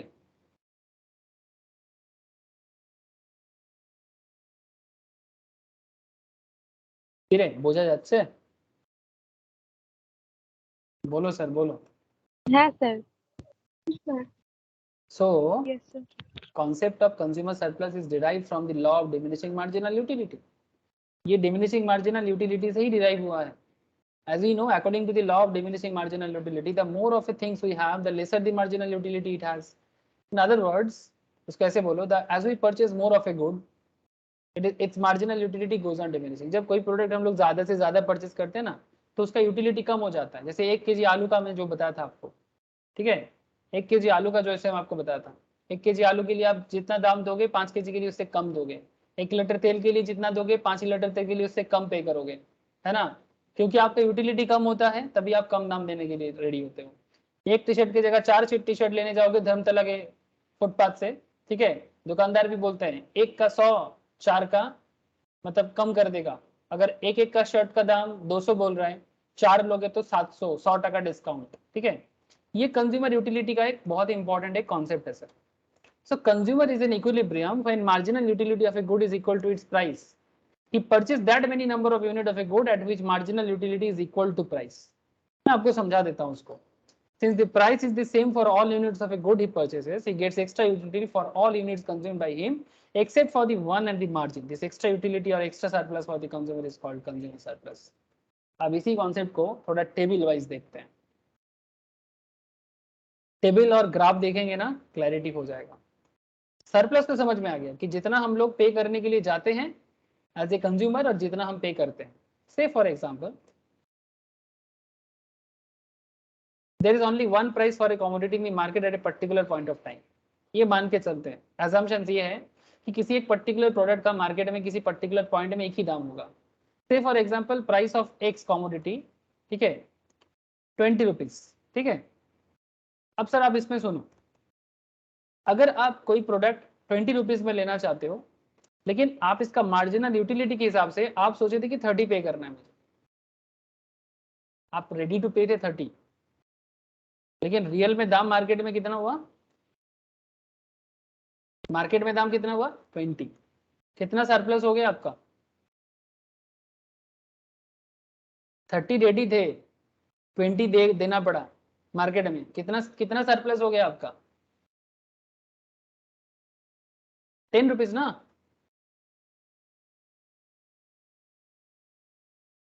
हेलो सर, अरे बोलिए। आपका मार्जिनल यूटिलिटी हाँ सर। 4 रुपीज था 30 का, ठीक है। आप सोच के आए थे इसी दाम को देना है, लेकिन आप मार्केट में आके देखा 20 चल रहा है, लेकिन 20 ही चलेगा अभी। अच्छा, फिर नंबर ऑफ यूनिट जब आप 1 यूनिट ले रहे थे तब आपके 30 सोचा था, फिर आपने सोचा कि अगर यूनिट 2 लेंगे तो कम देंगे ना। अरे ज्यादा लेंगे, कोई इंसान कोई ज्यादा के लिए जाते हैं तो कम देना चाहता है ना ऑलवेज। ये मार्जिनल यूटिलिटी का कॉन्सेप्ट यही है, law of diminishing marginal utility का कॉन्सेप्ट यही होता है कि कॉन्सेप्ट क्या है सर, कि जब भी हम लोग कोई भी यूनिट एक्स्ट्रा लेने के लिए जाते हैं ना, हम कम दाम पे करने के लिए सोचते हैं। कभी आप लोग न्यू मार्केट आए हो सर? न्यू मार्केट या गोड़िया हाट या हाथी बागान? हाँ सर। हाँ सर। हाँ, अब न्यू मार्केट, हाथी बागान, गोड़िया हाट, और गोड़िया हाट में क्या चलता है? हाँ, मानो कि आपको यहाँ पर जाके क्या लेना है, बैग, चलो बैग ही लेते हैं एग्जाम्पल के तौर पर। अब मुझे यह चीज बताओ, यहाँ पर तो बैग का मार्केट लगा रहता है ना, क्या क्या नहीं मिलता। अब आप बताओ कि जब आप एक बैग लोगे, ठीक है, 1 बैग के लिए ये मानो दाम बोला 500, ठीक है। आप बोल रहे हो कि नहीं दादा 2 जन गए 2 बैग लेना है, कितने में दोगे? 1 बैग 500, 2 बैग भी 500, तो आपको 1000 बोल रहा है। आप क्या बोलोगे सर? आप बताइए, आप कम करोगे कि नहीं करोगे? ये सर नो। फिर दुकानदार भी बोलता है कि हाँ 2 लेंगे तो थोड़ा कम कर देंगे, तो 1000 का चीज आपको 850, 900 या 700 मिल सकता है। ये सर नो, ये sir no, yes sir. Yes ना। तो ये एक्चुअली लॉ ऑफ डीएमयू है, ये ऐसे ही नहीं होता, दुकानदार भी तभी राजी होता है। This is because of law of DMU, diminishing marginal utility. हो सकता है क्या है सर, पहला बैग मानो कि 2 फ्रेंड गया था, एक फ्रेंड का बैग जरूरी है, दूसरा फ्रेंड का बैग जरूरी नहीं है। जरूरत होगा ना, दुकानदार अगर एक ही दाम बोलेगा कस्टमर खरीद के ही लाएगा, यस और नो। अगर जरूरत होगा ना, मानो कि आपको जरूरी है किसी ना किसी हाल में एक बैग आपको चाहिए, तब अगर दुकानदार कम ना भी करेगा तो भी आप ले लोगे। अब भाई क्या करें, जैसे जूता कभी रास्ते में फट जाए, रास्ते में कभी कभी जूता फट जाता है ना सर, हम लोग का जूता जो होता है उसका हालत खराब हो जाता है, सामने मोची नहीं है, ठीक है, कॉबलर नहीं है, क्या करोगे? जूता खरीदना पड़ेगा ना। तो उस टाइम पे क्या बार्गेन कर पाओगे? करोगे भी ना, फायदा नहीं है ठीक है, ज्यादा दाम भी देना पड़े तो देना पड़ेगा, बिकॉज कोई उपाय नहीं है। अब जूता नहीं पहनोगे तो रास्ते में चलोगे कैसे, है ना। तो ये पॉइंट है, जरूरत में लोग बार्गेन नहीं कर पाते, लेकिन जब जरूरत नहीं होता, यूटिलिटी जब कम हो जाता है, दाम कम पे करने के लिए रेडी हो जाते हैं। और दुकानदार भी तभी देता है क्योंकि दुकानदार का एक की जगह दो, दो की जगह तीन, तीन की जगह 4 बैग सेल हो सकता है। दुकानदार वॉल्यूम में इनकम कर लेता है, ठीक है। भले ही थोड़ा प्रॉफिट पर बैग में कम हो जाए, बट नंबर ऑफ बैग का सेल में अल्टीमेटली एक बैग से प्रॉफिट से ज्यादा ही प्रॉफिट करता है। से फॉर एग्जाम्पल एक बैग सेल करके अगर दुकानदार को 50 का प्रॉफिट होता, 4 बैग सेल करेगा, तो दुकानदार को शायद पर बैग में 50 नहीं मिला, से फॉर एग्जाम्पल पर बैग में 30 मिला, लेकिन 4 बैग के कारण 120 का प्रॉफिट तो हुआ। हेलो, सप्लायर का पॉइंट ऑफ व्यू, दुकानदार मतलब सप्लायर। आई होप कि आपको डिमांड सप्लाई समझ में आ रहा है। डिमांड कंज्यूमर करता है, सप्लाई दुकानदार करता है, तो दोनों पॉइंट से आपको समझ में आ रहा होगा। ये सब प्रैक्टिकल बातें हैं सर, मैं तो बस किताबी बात को सहारा लेता हूँ, मतलब किताब से बस मैं पॉइंट को उठाने का कोशिश कर रहा हूँ, बाकी बात तो मैं रियल लाइफ का बता रहा हूँ। अगर कोई बोलता है कि सर समझ में नहीं आ रहा है, इसका मतलब या तो वो सुन नहीं रहा है, अगर ऐसा है तो आई होप कि आप सभी कोई मन से सुन रहे हो। मतलब अगर मैं सिर्फ किताबी बात करता ना, तो फिर आप सोचते कि क्या है कंज्यूमर सरप्लस, कभी नहीं सुना, कुछ समझ में नहीं आता, यूटिलिटी क्या है I don't know, law of DMU, ऐसा लगेगा कि जैसे आसमान से टपका खजूर पे लटका। लेकिन अगर आप इसको प्रैक्टिकली जोड़ देते हो तो पढ़ाई पढ़ाई नहीं है sir, this is not the economics, this is a reality, this is not a subject, this is a reality, ठीक है। Not just economics, accountancy reality, law reality, ये सब रियलिटी है। आप इसको ना किताबी ज्ञान या फिर बुकिश थ्योरी मत समझिए। अब चलिए देखिए किस तरह से नंबर ऑफ यूनिट बढ़ रहा है, तो आप भी कम पे करने के लिए रेडी हो रहे हो, लेकिन मार्केट प्राइस 20, दुकानदार 20 में ही देगा आपको, वो रेडी है, ठीक है, वो आपको दुकानदार 20 में ही दे देगा। तो सर जब आप 28 आप रेडी टू पे हो और आपको एक्चुअल में लेना पड़ रहा है 20 में, तो कंज्यूमर सरप्लस कितना बन गया, 8, ठीक है। सिमिलरली 3 यूनिट के लिए आपने सोचा कि भाई तीन यूनिट लेंगे, मतलब 3 प्रोडक्ट लेंगे, 26 देंगे पर प्रोडक्ट का, लेकिन दुकानदार बोल रहे हैं नहीं मेरा तो दाम फिक्स है 20, ठीक है। तो आपने कितना सरप्लस कर लिया, पर 6% करके। 4 बैग के लिए आपने सोचा 24, दुकानदार बोला 20, आपका सरप्लस हो गया 4। आपने सोचा 5 बैग लेंगे 22 करके देंगे, दुकानदार बोला नहीं 20 आपका सरप्लस हो गया 2। आप सोचे 6 बैग लेंगे 20 करके देंगे, दुकानदार बोला ठीक है मैं भी तो 20 ही बोला, आपका सरप्लस हो गया 0। आप सोचे 7 बैग लेंगे, दुकानदार को 18 देंगे, दुकानदार बोल रहे हैं नहीं मेरा तो 20 है। अभी आप और 7 बैग लिए नहीं ले पाओगे, 18 में आपको नहीं देगा वो, और आपको कोई सरप्लस नहीं होगा।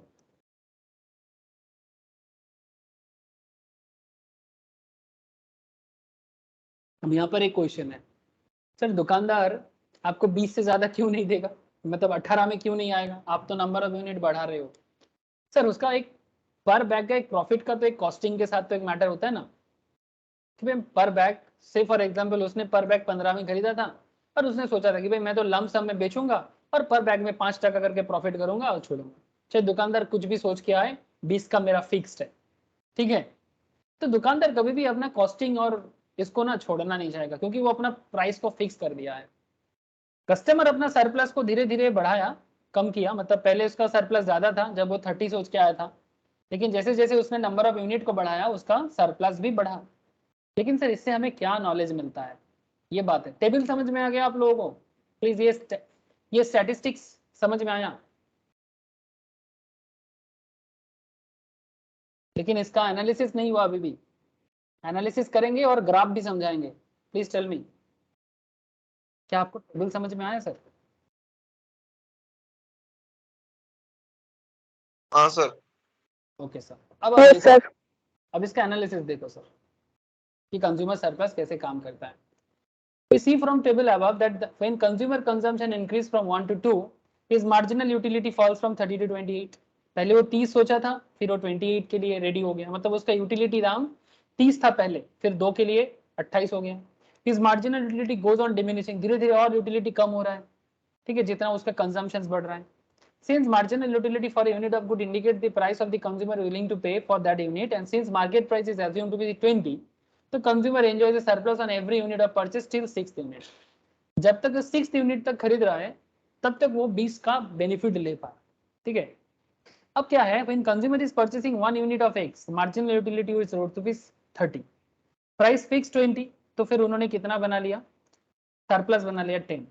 जब वो 2 यूनिट लिया सरप्लस बना लिया 8, जब उससे आगे आगे 6, 4, 2 इस तरह से रेस्पेक्टिवली, तो हम देख सकते हैं 10, 8, 6, 4, 2, 0, टोटल सरप्लस कितना कमा लिया सर, 30, है ना। ये सब जोड़ोगे तो मिल जाएगा ना, ये सभी पॉइंट जोड़ दोगे तो मिल जाएगा। अब क्वेश्चन इज दैट सर 30 तो उसका सरप्लस हो गया, नाउ कंज्यूमर का जो ये 30 सरप्लस है इसके साथ क्या कनेक्शन है, ध्यान से देखो, अगला 5-10 मिनट बहुत वाइटल है। The concept of consumer surplus is closely related to demand curve for a product. Product का डिमांड कर्व के साथ बहुत कनेक्शन है इसका। Demand curve reflects buyer willingness to pay. Demand curve ये रिफ्लेक्ट करता है कि बायर का पे करने का विलिंगनेस कितना है। We can also use it measure consumer surplus, as we know the height of demand curve measures the value buyers place on the good as measured by their willingness to pay for it. We have already seen above that the difference between willingness to pay and the market price is each buyer consumer surplus. The difference between his willingness to pay and the price he actually pays is the net gain to consumer, the individual consumer surplus. अब आगे क्या होता है, the consumer surplus in a market which is the sum of all individual consumer surplus in a market is equal to the area below market demand curve but above the price. The term consumer surplus is often used to refer the both individual and total consumer surplus. अब इसी चीज को अगर हम थोड़ा सा figure wise दिखाएं आपको पूरा बात क्लियर हो जाएगा।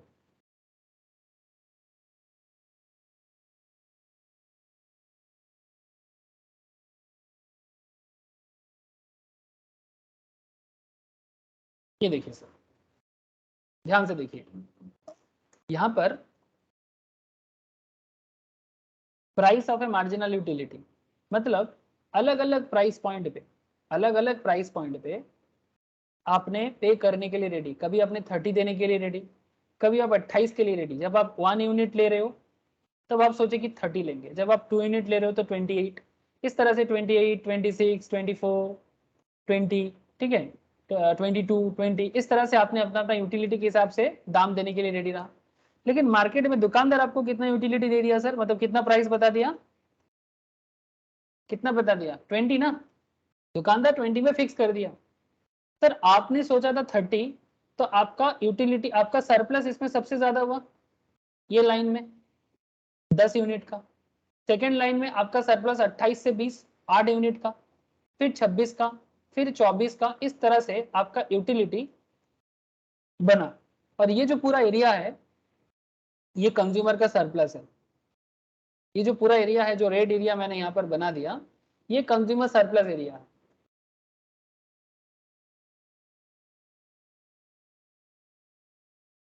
ठीक ना सर। अब सर देखो सर, जैसे जैसे यूटिलिटी आपका, यार ये जो लाइन बना सर, ये मार्जिनल यूटिलिटी का लाइन है। ये जो लाइन बना ये एक्चुअली मार्जिनल यूटिलिटी का लाइन है। अब धीरे धीरे आपका यूटिलिटी कम हो रहा है और डिमांड कर्व भी इसीलिए देखो धीरे धीरे डाउनवर्ड हो रहा है। हम लोग जानते हैं ना sir, demand curve, basics of demand का क्लास आप जब एक बार देख लोगे, जिन लोगों ने लाइव नहीं कर पाया, बेसिक्स ऑफ डिमांड में ये बताया जाता है कि डिमांड कर्व डाउनवर्ड होता है। और डिमांड कर्व डाउनवर्ड इसीलिए होता है बिकॉज धीरे धीरे आपका यूटिलिटी कम होता है, तभी डिमांड कर्व भी किसी पर्टिकुलर प्रोडक्ट पे डाउनवर्ड होता है। ठीक है, तो डिमांड कर्व डाउनवर्ड होने के पीछे यही रीजन होता है, ये भी एक रीजन है कि why demand curve downward sloping. बहुत सारा रीजन है, उसमें से एक रीजन तो डिमिनिशिंग मार्जिनल यूटिलिटी का है। और यहाँ पर कंज्यूमर सरप्लस का जो एरिया बना आपका, ये एरिया बना, और कंज्यूमर हमेशा इसी एरिया में ही पसंद करता है, मतलब जितना वो रेडी है देने के लिए, ठीक है। और मार्केट प्राइस अगर इक्वल टू दैट, अगर 20 या 20 से, मतलब मार्केट में दाम है 20, वो रेडी होके आ रहा है 30, अगर मार्केट में प्राइस बोलता 32 तो वो नहीं खरीदता, अगर दाम बोलता 34 तो नहीं खरीदता, क्योंकि मार्केट उसके रेडी टू पे से कम है, तो वो हमेशा पे करने के लिए रेडी रहेगा। इसका मतलब क्या है, मार्केट डिमांड प्रोडक्ट का बढ़ेगा।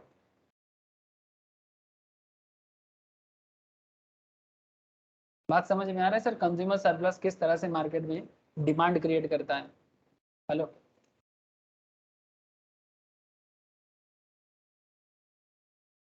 है सर, सिंपल डिमांड कर्व है। यहाँ पर एक एक्स एक्सिस बनाया गया, यहाँ पर एक वाई एक्सिस बनाया गया।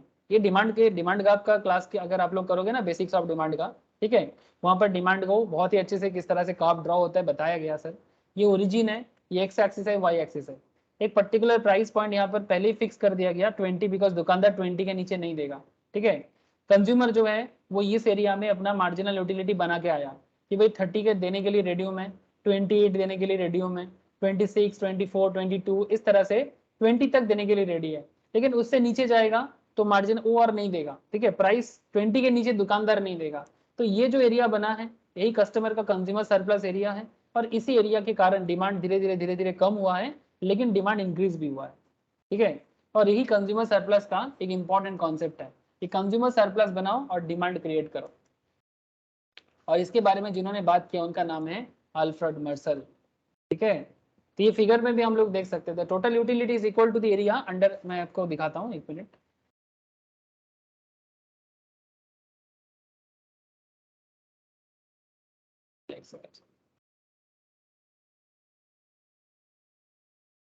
आप एक बार देखें सर, ठीक sir. Total utility area is equal to the area under the marginal utility curve from Q that is ODRQ, ODRQ। D कहाँ है सर, मुझे D नहीं दिख रहा है, D तो यहाँ है, अच्छा ये ODRQ, ठीक है। ये टोटल यूटिलिटी एरिया है, ठीक है, ये total utility. But given the price equal to OP price में the consumer actually pays OPRQ, consumer actually कितना पे किया, OPRQ, ठीक है, इतना एक्चुअली वो पे किया। बाकी अमाउंट क्या हो गया उसका, इस एरिया से इस एरिया को माइनस करो, the consumer derive extra utility equal to DPR this area.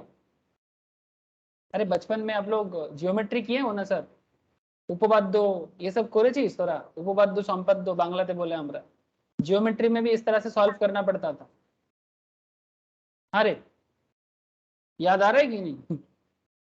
तो ये जो एक्स्ट्रा जो consumer derive extra utility equal to DPR which is nothing but consumer surplus. तो एक्चुअली कंज्यूमर पे कितना कर रहा है, कंज्यूमर का टोटल यूटिलिटी है इतना, दैट इज टोटल एरिया, पे कर रहा है इतना,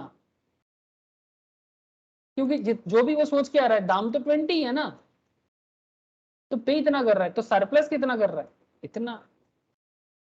The portion of demand curve RD1 is not relevant to our consumer as MUX is less than PX. In this part, therefore, the consumer will not buy any quantity beyond Q. मतलब consumer Q के बाहर कोई भी product नहीं करेगा। जैसे हमारे यहाँ पर 6 यूनिट, ये जो Q यूनिट है इसके बाहर कंज्यूमर कुछ भी परचेज नहीं करेगा, बिकॉज उसके नीचे उसको सरप्लस नहीं मिलेगा। रे बाबा, सरप्लस नहीं मिलेगा, सरप्लस तो 20 में जाके खत्म है ना, सरप्लस तो 20 में जाके खत्म है। 20 कंज्यूमर भी रेडी है, दुकानदार भी रेडी है, लेकिन 20 के बाद कंज्यूमर तो रेडी है, कंज्यूमर दुकानदार 20 के नीचे नहीं देगा, कंज्यूमर 18 देने के लिए रेडी है, बट दुकानदार नहीं देगा तो वो खरीद भी नहीं पाएगा। सो अल्टीमेटली 20 के बाहर तो वो नहीं जा सकता। आई होप कि समझ में आया ग्राफ, क्या रे, आया कि नहीं आया?